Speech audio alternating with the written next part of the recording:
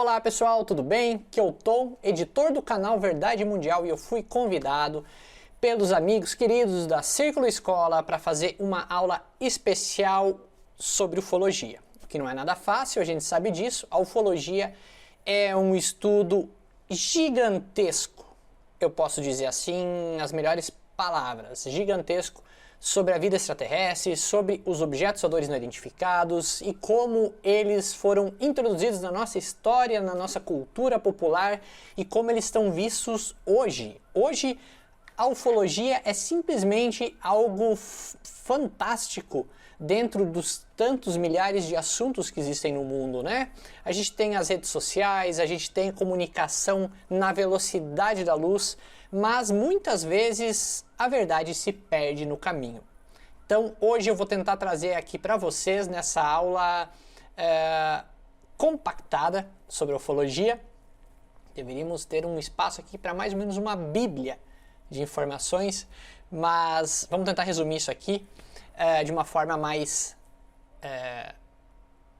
resumida, tá? Bom, para quem não me conhece, então eu sou editor do canal Verdade Mundial no YouTube e também no site Verdade Mundial, que iniciou seus trabalhos lá em 2011, quando uma coceirinha tomou conta do meu ser, que precisava divulgar para o mundo muitas coisas que eu não achava que estavam certas nos livros de história e na mídia tradicional, né? O formato errôneo que as pessoas dão para muitos assuntos, como a ufologia, né? Que virou uma cultura pop, uma cultura muitas vezes ridicularizada, mas que escondem fatos incríveis da nossa história há muitos milhares de anos. Eu trouxe alguns tópicos aqui para falar com vocês. Um deles, o primeiro deles, é que somos todos alienígenas. Essa é a mais dura verdade. Ah, Tom, como assim somos todos alienígenas? Simples. Nossa vida aqui na Terra, ela foi iniciada, né, quando os asteroides, aquelas pedras gigantescas se chocaram aqui com a Terra, trazendo micróbios, enfim, após milhares de anos aí, isso pela visão científica do negócio, trouxeram a vida para a Terra de forma microscópica até chegar nesses seres aqui que estão perambulando por esse planeta. Então, em resumo, podemos dizer que daquele micróbio, daquele microscópico serzinho que começou a desenvolver após a Terra ser atingida por asteroides, virar um caos, né? É do caos que as coisas se originam, veio a vida na Terra. E aí começou a evolução animal, né? A evolução vegetal, animal, enfim, tudo aquilo que a gente já conhece dos livros, mas que teve uma ajudinha, digamos assim, pois tem uma falha na nossa linha do tempo na história humana. Essa falha, ninguém sabe ao certo o que ocorreu, como a gente chegou ao ponto de seres como conhecemos hoje, mas a gente pode dar algumas pistas do que pode ter sido isso na história, né? Para vocês terem uma ideia, os maias, os egípcios, os Hopis, entre tantos povos que tinham conhecimento extremo sobre o céu de forma que nos fazem questionar até hoje quem foram os professores, né? Isso é algo que a gente sempre questiona. Quem foram os professores daquelas pirâmides, daquelas estruturas incríveis? Mostrando que, de certa forma, existia uma inteligência monstruosa há milhares de anos atrás que deram a escola para os seres que aqui viviam, que aqui evoluíram depois de milhares de anos, né? E essa escola pode ter sido dada de seres que sempre, em todos os momentos, em todos os registros milenários, os apócrifos, esses registros vêm do céu. Sempre que há um registro sobre deuses, nunca sai debaixo da terra, esses deuses nunca aparecem do nada, eles sempre descem das nuvens, descem de suas carruagens, descem de panelas ferventes, descem do sol. Já pararam para pensar nisso um pouquinho? como que alguém desce do Sol, como que o Sol desce até a Terra, como algo tão luminoso, tão gigantesco no céu desce e traz seres até nós. Isso só pode ter uma resposta para sermos bem claros, sinceros e diretos. Sem especulação, sem exagero, mas tá na cara de que esses seres que estavam descendo e que, pelo menos agora você, não deve ver o Sol descer com frequência aqui na Terra, não deve ver panelas ferventes voando pelo céu e não deve ver ninguém descendo por escadas das nuvens, né? E por isso a gente se questiona quem eram esses deuses. Já começa aí a ufologia. Tem uma passagem que eu vou agora ler para vocês aqui, que é o livro de Ezequiel. Está na Bíblia, para quem quer dar uma folhadinha naquele livro gigantesco. Os primeiros livros de Ezequiel dizem o seguinte em alguns trechos. Se abriram os céus e eu tive visões de Deus. Olhei, eis que o vento tempestuoso vinha do norte e uma grande nuvem com um fogo. E eis que o vento tempestuoso vinha do norte, uma grande nuvem com fogo revolvendo-se nela. E um esplendor ao redor, e ao meio dela havia uma coisa, com cor de âmbar, que saía do meio do fogo. E do meio dela saía a semelhança de 4 seres viventes. E esta era a sua aparência, tinham a semelhança do homem. Seus pés eram direitos e luziam com uma cor do cobre polido, indicando que haviam botas ali, haviam algum tipo de traje, algum tipo de roupa. Se a gente analisar a roupa dos astronautas, analisar um pouco esse lado de comparar aquela época com hoje, temos aí indícios fortes de que esses seres eram astronautas. E essas passagens, pessoal, podem ser encontradas em vários livros, não só na Bíblia, em várias escrituras sagradas, os hindus, enfim, são centenas de passagens aqui na nossa história que comprovam que seres da antiguidade, sim, tiveram contato com seres vindos do céu. E eles muitas vezes se confundiam, chamavam de deuses, anjos e por aí vai, né? Mas eles sempre trouxeram o ensinamento, a evolução e o crescimento social, o que é muito importante frisar. Nada do que Hollywood mostrou, nada de ataques, nada de, enfim, guerras e tudo mais que Hollywood tenta empurrar garganta abaixo para nós. Então isso tem que ser sempre muito lembrado. Então, cortando e acelerando assim muito a nossa história, vamos para a ufologia moderna, que começa então agora no século XX.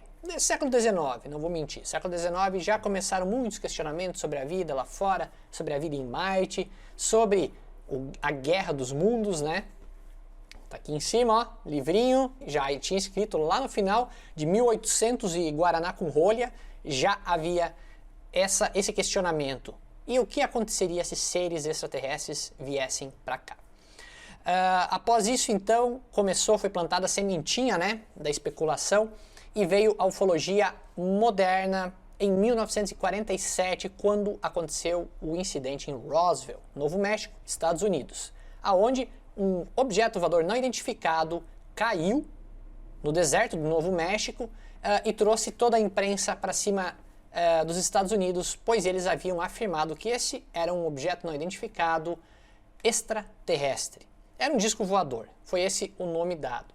Logo eles viram que tinham feito coisa errada, que isso chamou a atenção principalmente de outras potências que viram que os Estados Unidos não estavam tão preparados assim para receber inimigos via céu. Então eles desmentiram, na versão deles, desmentiram, falaram que era um balão meteorológico, espalharam pedaços de balões, calaram as testemunhas e até hoje o caso Roswell está em aberto, sempre com testemunhos novos. Os familiares de quem presenciou isso na época continuam martelando nessa história, pois ela foi o início do acobertamento mundial sobre a vida extraterrestre. O perigo que os governos viam em ter seres superiores a eles, seres que pudessem vir e mostrar que a história da Terra é totalmente outra, isso deixou todos com medo. Então a primeira coisa, vamos tentar calar algo grandioso desse jeito, pois né, os monstros têm que ser os donos do mundo, né? Imagina se, como eu costumo dizer, se você empurra alguém, não vai ter alguém te empurrando. Essa é a lógica que os governos usam até hoje. Então, eles precisam ser os monstros atrás do arbusto. Com isso, logo após Roswell, vieram então todos os fatos anteriores se encaixando as peças, como na Segunda Guerra Mundial, os Foo Fighters, que eram sondas de luz que atacavam, circulavam os aviões que estavam em guerra e eles não sabiam o que eram.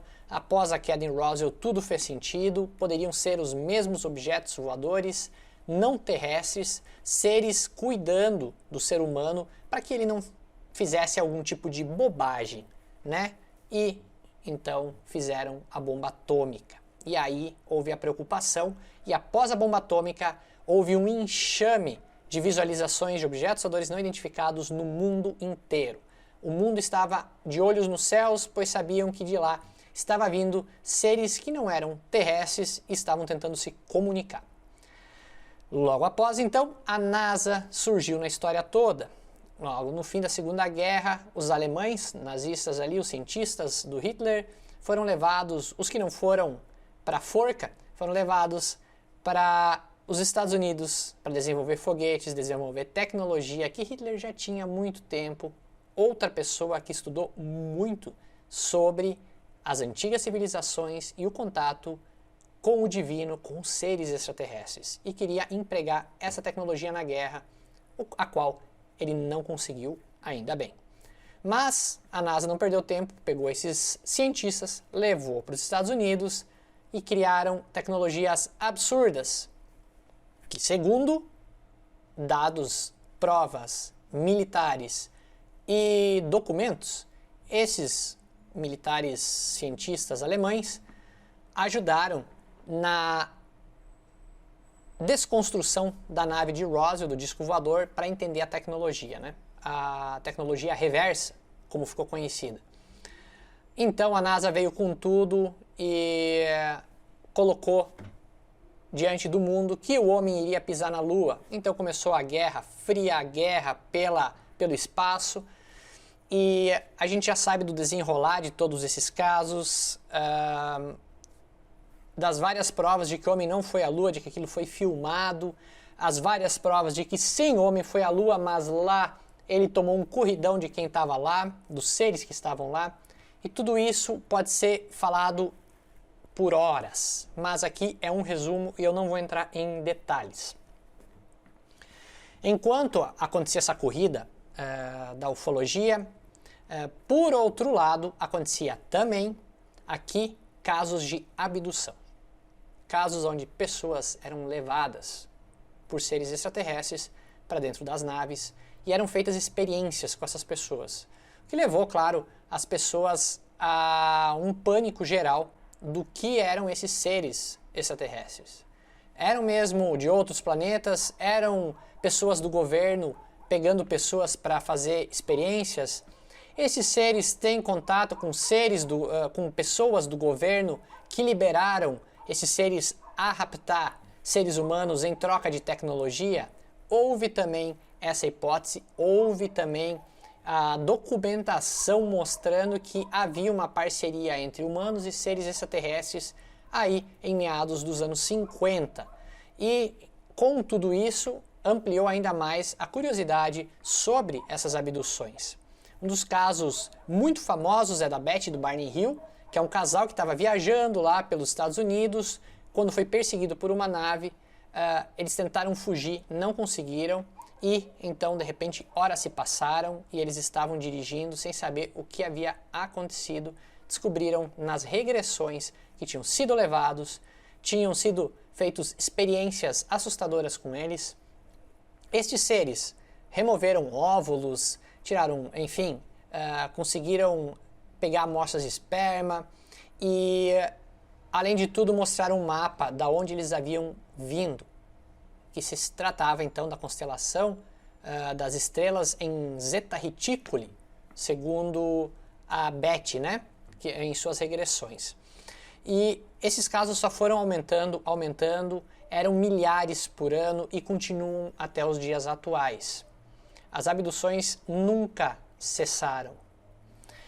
E no meio de tudo isso, no meio dessas abduções, dessas histórias de disco voador nos anos 40, 50 e 60, eles já eram populares. A ufologia já tinha tomado um rumo cinematográfico, hollywoodiano. Eles já tinham essa pegada que aguçou toda a nação americana e o mundo inteiro com o passar das décadas. Não demorou para aparecer mais um abduzido nos anos 70. Em 1975, Travis Walton, um lenhador, né, estava lá com seus amigos, seus colegas de trabalho, serrando no meio do mato, lá serrando várias árvores. Ficaram até mais tarde. Quando estavam voltando para casa, viram uma luz no meio do mato e resolveram ir averiguar. Quando eles se deram conta, era um enorme disco voador, o qual Travis se aproximou para tentar ver e entender, e foi jogado a muitos metros por um raio que desceu desse disco e o atingiu no peito. Logo após, seus amigos saíram, deram no pé, levaram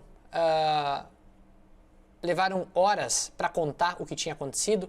Então foi dado como desaparecido. Travis ficou dias desaparecido. Os amigos foram acusados de homicídio, passaram por detector de mentiras. Não houve nenhuma das vezes o detector detectou mentiras, mas sim apenas verdades do que eles viram. E dias após, então, Travis retornou com a história de que tinha ido para dentro de um disco voador, e ali os extraterrestres haviam feito experiências assustadoras com ele, batendo com o caso da Betty Barney Hill, que mostram que os seres que estavam ali eram muitas vezes diferentes daqueles seres angelicais da Bíblia, que traziam boas notícias, traziam evolução, traziam tecnologias, né? Eram seres agressivos. Então a ufologia começou a tomar outra cara, outro rumo. As pessoas começaram a ver os seres extraterrestres como hostis e que abriu um leque de possibilidades para uma invasão. Vamos lá, vamos continuar aqui para não perder o fio da meada, tá? Outro caso agora no Brasil, a Operação Prato, nos anos 70 também, enquanto ocorria nos Estados Unidos, aqui no Brasil não era diferente. Uma operação gigantesca foi criada para acabar com as luzes nos céus do Pará. Essas luzes, elas atiravam um raio de luz no peito das pessoas e, segundo os moradores, sugava o sangue. É bizarro pensar isso, mas essas foram as palavras dos moradores que apelidaram essa luz de chupa-chupa. E eles não sabiam o que era, se era o demônio, enviados de Deus. Eles eram povos todos muito religiosos, então eles não tinham essa pegada, esse feeling de entender que ali poderia ter uma tecnologia extraterrestre. Logo a Força Aérea foi chamada, foi montado um baita acampamento. Eles ficaram os anos de 1977 e início de 1978 pesquisando o local, fotografando, filmando e analisando o povo, o que acontecia com aquele povo, além de mortes que ocorreram por esses ataques. Em 78, a Operação Prato foi encerrada de forma misteriosa, pois eles haviam coletado tanta coisa que a vida extraterrestre seria exposta ao mundo ali. Porém, ela foi abafada, ela foi encerrada e tratada como secreta. Até 97, ali, quando o capitão Eurangel Holanda Lima, que chefiou essa operação, resolveu falar, após sua aposentadoria, resolveu dar uma entrevista para a revista UFO, contou tudo o que aconteceu, contou os discos voadores que eles filmaram, fotografaram, que ele presenciou em cima deles, os vários deles. Porém, ele estava sofrendo de depressão e meses após a entrevista, após contar tudo, se suicidou. Então, essa é uma das maiores histórias, sem dúvida, da ufologia, na minha opinião. Eu acho que se vocês puderem, pesquisem. É um dos casos com maior material palpável sobre extraterrestres que eu vi até hoje na minha vida. E seguindo, a gente tem os círculos nas plantações. Vocês já devem ter ouvido falar. Círculos nas plantações que, na minha opinião, muitos deles, 95%, são balela. Outras pessoas defendem com unhas e dentes os círculos. Eu pude presenciar uma plantação que foi chapada por um objeto voador não identificado. Não havia nenhum desenho bonito, nenhum Picasso lá. Apenas solo queimado, amassado, plantação destruída e buracos no solo como se fosse retirado matéria ali para pesquisa. Nos anos 70, isso foi muito recorrente na Inglaterra, até que irmãos vieram a público no início dos anos 80 para falar que eram eles, que eles tinham feito toda a brincadeira e tudo mais. Mesmo apesar desses registros virem de muitos séculos antes, que já havia plantações amassadas com desenhos, o que intrigou muitos os pesquisadores. E claro, tem plantações que têm radiação, tem plantações onde as bússolas ficam totalmente loucas, tem algo que acontece nas plantações. Isso é fato, já foi pesquisado. O problema é que, claro, popularizou e muitas pessoas acham que qualquer desenho é coisa de disco voador, é coisa de extraterrestre, mas tem muita gente mal intencionada no meio de tudo isso. O que chamou a atenção foi que de 2000 para cá, os círculos ganharam proporções gigantescas, desenhos muito complexos que não poderiam ser feitos da noite para o dia. E aí começou os questionamentos: quem são os autores por trás desses desenhos? Já lá pelo final dos anos 80, 1986 para ser mais exato ainda em maio de 86, ocorreu a operação aqui no Brasil chamada de A Noite Oficial dos OVNIs, aonde vários objetos voadores não identificados foram avistados pela Força Aérea Brasileira. Uma coisa, pessoal, é eu dizer que eu vi vários discos voadores no céu e contar para vocês. Agora, quando a Força Aérea Brasileira fala, quando eles vão lá e anotam tudo, quando a caixa preta registra tudo, quando o comando, as torres registram a conversa entre piloto, torre, entre comando, e todos falam a mesma coisa: estamos vendo esses objetos que estão brincando conosco, aí o negócio muda. Toda vez que é detectado algum objeto não identificado, evidentemente há um processo bastante eficiente de verificar se foi alguma aeronave que está voando sem um plano de voo aprovado, etc. Mas quando se comprova que é algo diferente, as aeronaves então são acionadas. O que ocorreu foi que os radares detectaram vários objetos não identificados. Quando eu tenho esse tipo de informação, se eu chegar a negar e falar isso é bobagem, disco voador não existe, numa tamanha ignorância que a primeira coisa, eu teria vergonha de sair na rua, né? Seria muito ao contrário do que todos pensam. Poder ter esse tipo de prova é a maior prova de que eles existem, de que nós pesquisamos eles, tentamos entendê-los, mas ainda não compreendemos a sua natureza. É simples assim, é tão evoluído, é tão tecnológico, que a gente está anos-luz de entender tal tecnologia. E no maio de 86, o Brasil não escapou dessa, né? Perseguiram, não chegaram em lugar nenhum, presenciaram aqueles discos. O comandante na época veio a público na Rede Globo, o Fantástico, cobriu toda o testemunho dele sobre isso, e ele falou que sim, estavam perseguindo objetos voadores não identificados que simplesmente brincaram com a tecnologia da época, né, dos caças da época. E não demorou muito para que a Área 51 fosse descoberta. Muitos não sabem, mas a Área 51 ela só foi, como é que eu posso dizer, oficialmente reconhecida em 2013. Isso que lá no início dos anos 90 ela foi descoberta, sendo que ela foi construída lá nos anos 50. e ela foi descoberta nos anos 90 e oficializada só em 2013. Para vocês terem uma ideia de tão secreto que é essa área e de tanta coisa que deve ter lá.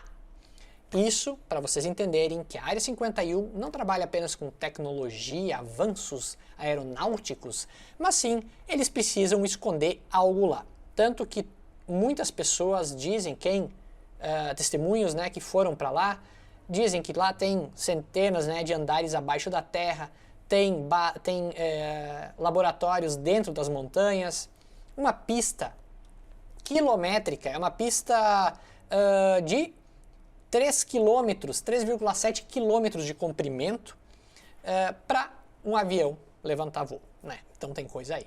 Muita gente vê objetos voadores não identificados rondando aquela área, aviões secretos muitas vezes, ou testes com naves caídas, e ninguém se aproxima tão perto assim da área, pois ela é totalmente vigiada, cercada, tanto espaço aéreo quanto terrestre. Muitas pessoas já perderam a vida tentando entrar na área, então não é balela, não é brincadeira. A Área 51 é mais uma prova de que a tecnologia extraterrestre, os extraterrestres, são levados a sério sim, senão eles não teriam espaços assim para as pesquisas. Outra coisa muito importante também, que eu não posso deixar de frisar aqui para vocês, é que os Estados Unidos é um grande polo, eu posso dizer assim, da ufologia, assim como o Brasil. A única diferença é que todo mundo fica babando pelos Estados Unidos. Se voltasse os olhos para o Brasil, meus amigos, nós temos tanta história envolvendo a Força Aérea, envolvendo abduções, abduzidos. Temos um almanaque de casos incríveis no Brasil. Mas os Estados Unidos acaba sempre aparecendo para o mundo inteiro, então a maioria dos tópicos tem a ver, né, com os casos deles, mas eu estou encaixando aqui o Brasil no meio para vocês ficarem sabendo dos casos que ocorreram aqui, pelo menos os principais, porque são centenas de casos a cada década que passa. Não demorou muito, lá do início dos anos 90, descoberta da Área 51, a noite oficial dos OVNIs no Brasil, para em 1996 ocorreu o caso Varginha, que vocês conhecem, vocês sabem, vocês amam. Quem não ama esse caso, quem não cresceu vendo esse caso ou acompanhou de perto os desenrolares dessa história mística ainda para muitas pessoas, mas cheias de provas interessantes. Primeiro, o exército de Três Corações, né, esteve em Varginha naqueles dias em que a criatura foi vista, no dia 20 de janeiro de 1996. Vários caminhões, vários comboios foram vistos na cidade. Segundo eles, era treinamento. Muitos disseram, dos militares, que esses caminhões estavam indo para manutenção. Engraçado, todos ao mesmo tempo. Essa manutenção estava na promoção, provavelmente. Policiais foram deslocados para pegar criaturas em um mato em Varginha. No meio disso, 3 meninas famosas, as 3 meninas, a jovem Cátia Andrade Xavier e as irmãs Liliane de Fátima Silva e Valquíria Aparecida Silva, foram algumas das testemunhas que deram a explosão do caso no mundo inteiro. Elas presenciaram uma criatura agachada em um terreno baldio, saíram correndo, achavam que era o Satanás, e enfim, todo tipo de imaginação que as crianças podiam ter na época. Isso causou o pandemônio na cidade, que veio uma enxurrada de casos envolvendo os militares, envolvendo os policiais, bombeiros, criatura rondando o zoológico, 2 animais mortos no zoológico de Varginha por algo que o próprio veterinário na época não sabia explicar, pois eram 2 animais de espécies diferentes, comiam, se alimentavam de alimentos, tinham uma dieta diferente e morreram da mesma situação. Mucose enegrecida dos órgãos, coisa que o veterinário não tinha visto ainda. Para completar o caso e deixar tudo mais misterioso, um jovem militar que ajudou na captura da criatura, segundo ele, contando aos familiares, já no hospital. Ele ganhou um arranhão embaixo do braço. Quando ele ganhou esse arranhão, ele foi para o hospital, logo ficou internado alguns dias, chamou a mãe, contou à mãe, eu tenho uma coisa para contar para vocês, e é algo sinistro. Não demorou, ele faleceu, foi dado um grande rolo em relação à autópsia do corpo, do que ele havia morrido, enfim, caótico. Varginha só se mostrou ainda mais propensa a ter um caso oficial de seres extraterrestres que acabaram adentrando em uma cidade, vista por pessoas, por civis, e militares tentando abafar o caso. Até hoje, testemunhas acabam surgindo, até hoje, pessoas comentam que sim, o caso é real e que até a NASA estava envolvida no meio, pois dias antes, agentes da NASA já estavam no Brasil. Fazendo o quê? O que eles procuravam? Não demorou muito também para sair a história de que os corpos desses seres foram levados